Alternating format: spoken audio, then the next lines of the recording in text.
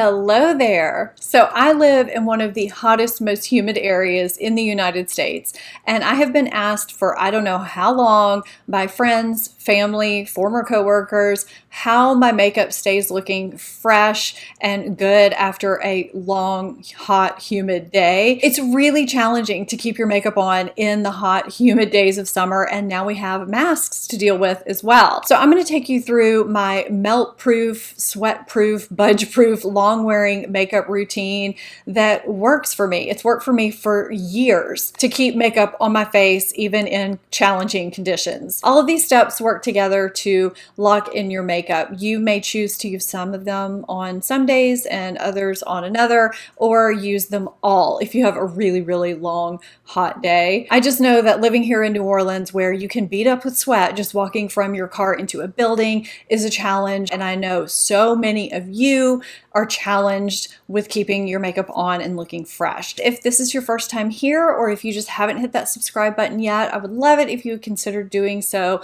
before the end of this video. All right, let's get into my long wearing, bulletproof, sweat-proof, melt-proof makeup routine. Now, I know that keeping your makeup on is a challenge in hot weather, but you know, when you're wearing a mask, it's a little bit different depending on the type of the mask you're wearing, how long you're wearing it, the conditions that you're wearing it in. So keep that in mind. Everyone is going to be different depending on your skin type, where you live, the conditions you're in, and all of those things.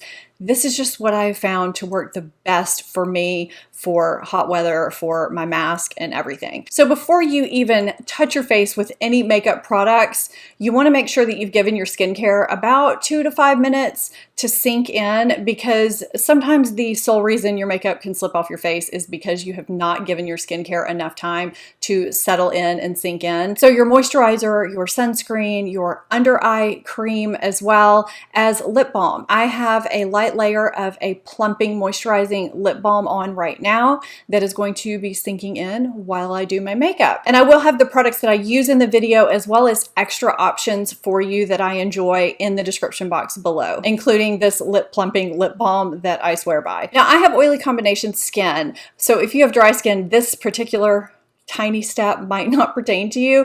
But the next thing that I do is blot my face of any excess oils that have accumulated between my skincare and whatever I've been doing, between my skincare step and my makeup step, because that can happen, and you just don't want that to be a part of the reason why your makeup starts looking bad quickly. So I will take either a blotting sheet or one ply of a tissue, and I will just press it onto my face where I get oily. Really quick, just a tiny little thing that can make a big difference.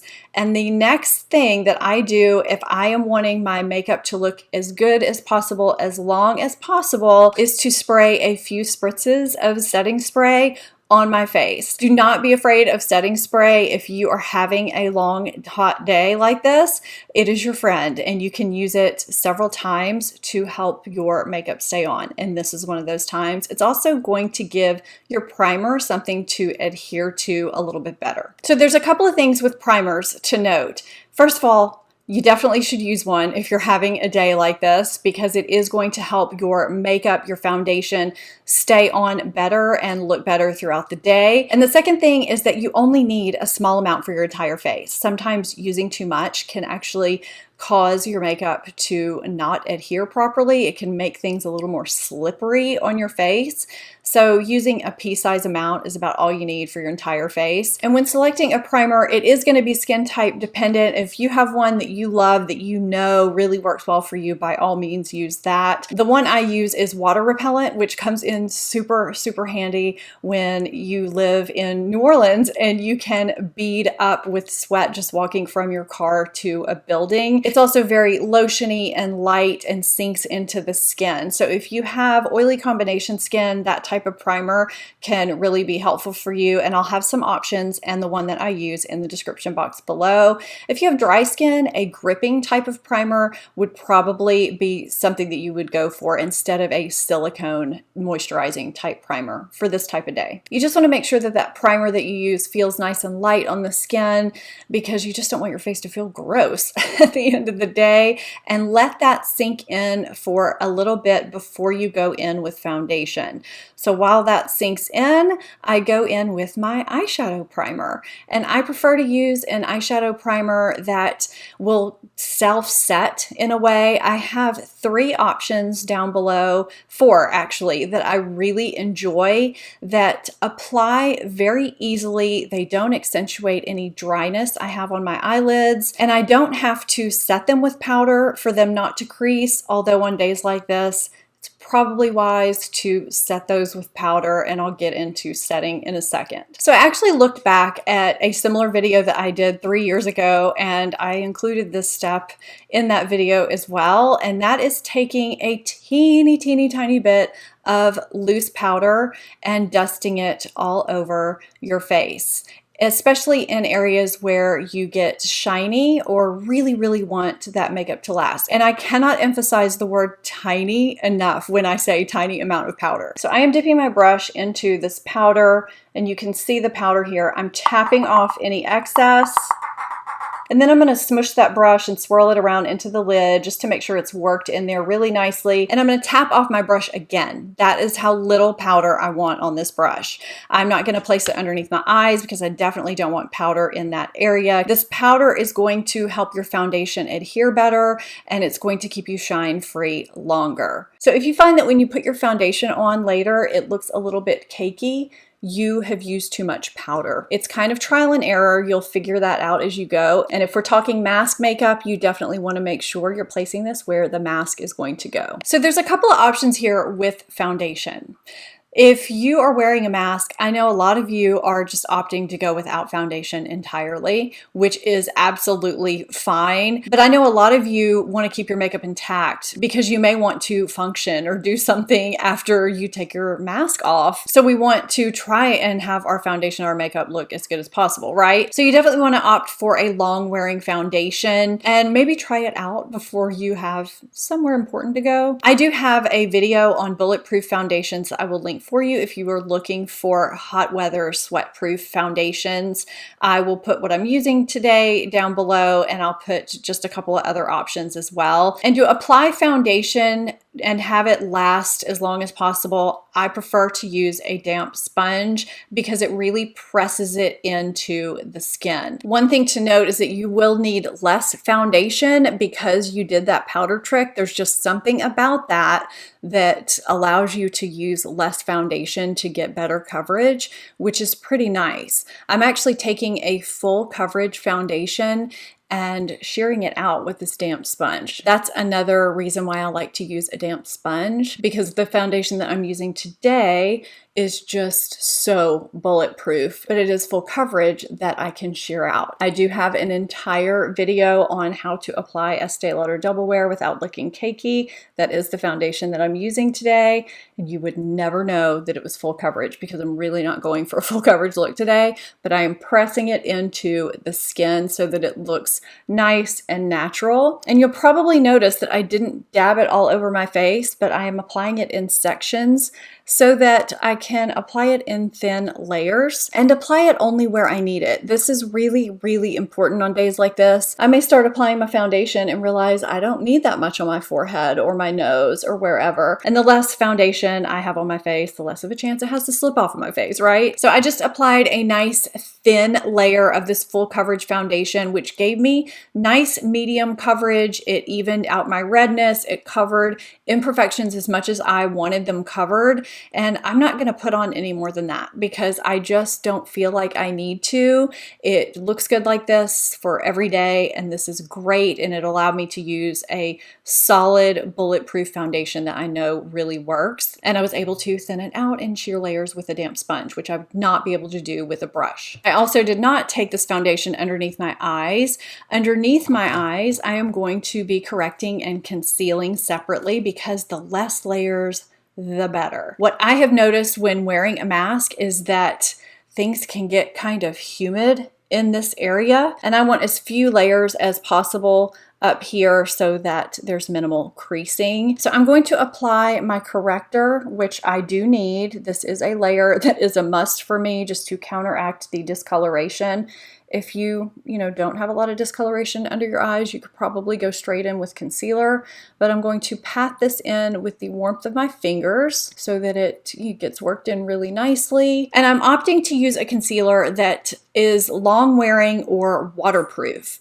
I know there are a few out there that are waterproof that are fantastic, and just from my experience, I know which ones for me are very long wearing. And again, I will have some listed for you down in the description box. So I am going to just dot this again where I need it and blend it out. And again, I would recommend using a damp sponge or your fingers for this step so that it really gets worked in and just fused with the skin. When you press and blend things into the skin versus, using a brush, they get worked into the skin so nicely and look really natural too. And if you have any spots to spot conceal, now is the time to do that as well. This step is optional for those of you who have a problem with your blush fading throughout the day and it just is even worse in hot weather. I would definitely recommend using a cream or stick or liquid blush, and this is the time I would apply it before we go into the setting step. Again, this step is optional. You may be just fine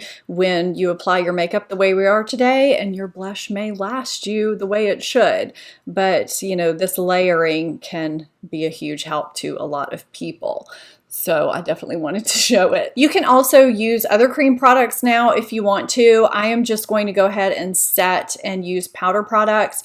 I find that powder products last longer on me in hot, humid weather and under a mask. So that's what I'm going to use in this video. So to set down all of these cream and liquid layers, I recommend using either setting spray or setting powder.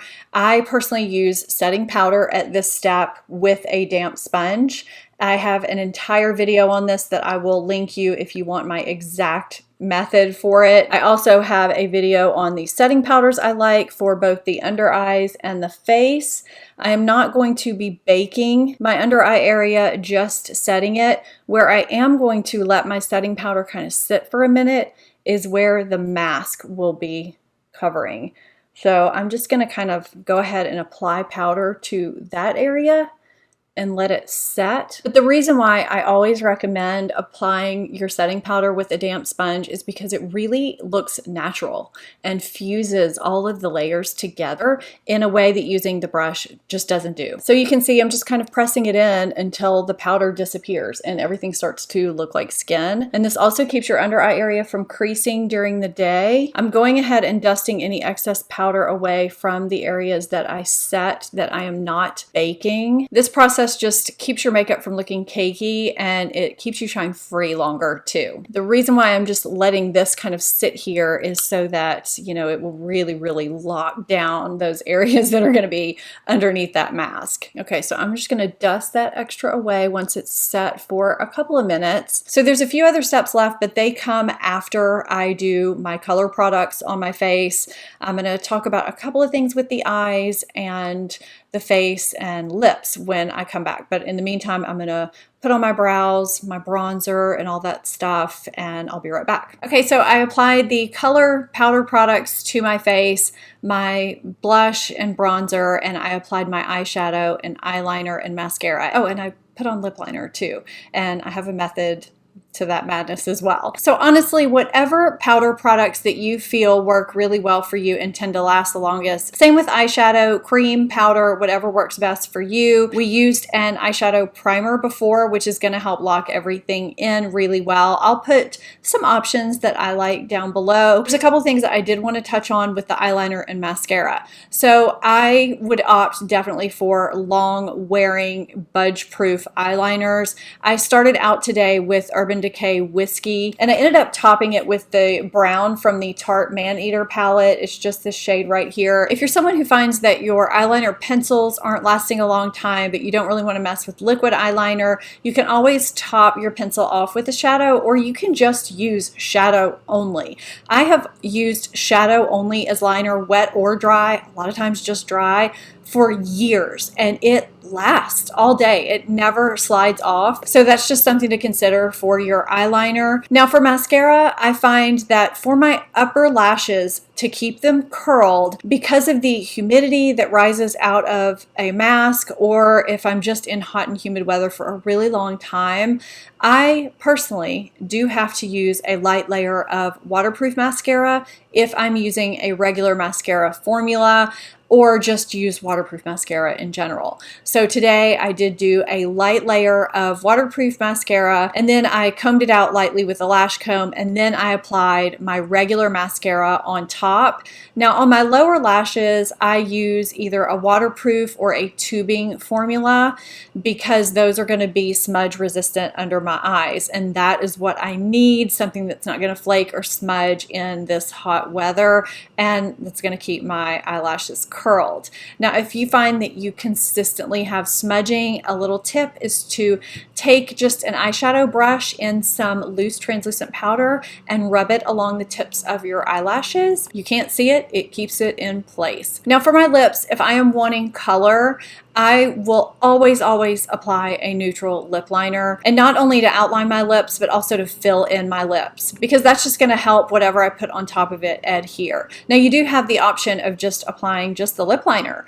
and that will help, you know, give you color, and it's just one layer. I have two lip liners that I prefer to use because they last a long time on my lips. The one I have on today is the Pat McGrath Permagel lip liner, and I find that it does have kind of a creamy consistency. If lip liner can be creamy, that's kind of what it is. I mean, it does settle in, but it lasts longer than any other lip liner I've ever tried. So if you're like me and you don't like liquid lipstick, but you're wanting a little bit of color on your lips and you're wanting it to last, I'll show you the tip that I showed in my video from, I think it was the one from 3 years ago. So I just take a bullet lipstick that's in a creamy yet somewhat long-lasting formula and apply one layer. I'm thinking this lipstick is not going well with these eyes, but that's okay. So then you're going to lightly blot your lips just once with one ply of tissue, and then lay that ply of tissue over your lips and dab it with some translucent powder. It looks weird, but you can feel a difference after you do it.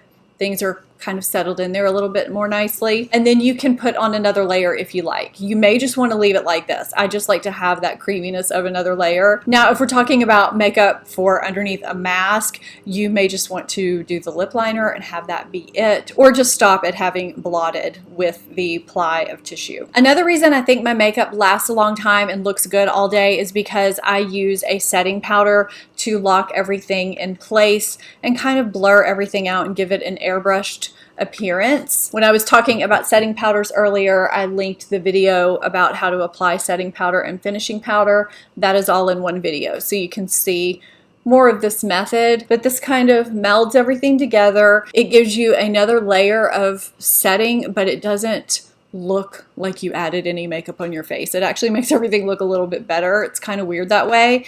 After that, we're gonna set it again with setting spray. So this is a step that I leave out of a lot of videos. I don't know why, it just gets left out, but I think it is a reason why my makeup does last a little bit longer and stay shine free longer. So my makeup is done, but I'm doing other things at this point. I may be going to do my hair, I am putting on jewelry, I'm getting dressed, having coffee, I'm doing other things for a few minutes. I then take a blotting or a touch-up powder, and I just lightly, before I'm going out the door, press it into my shiny prone areas, shine prone areas. And I feel like that is just a finishing step even after the setting spray that really does help. So sometimes you'll need all of these steps. Sometimes you won't. It's just gonna depend on how melt proof, how sweat proof, bulletproof you want your makeup to be. Let me know tips that you have down below, or products that you have found to be beneficial for your sweat proof, melt proof makeup. I would love to hear those because I always need all the help I can get too. If you have not seen my holy grail makeup products, I will link that for you down below. Thank you so much for watching. If you are not subscribed to my channel, hit that subscribe button, become part of the family, and I will see you in my next video. Bye.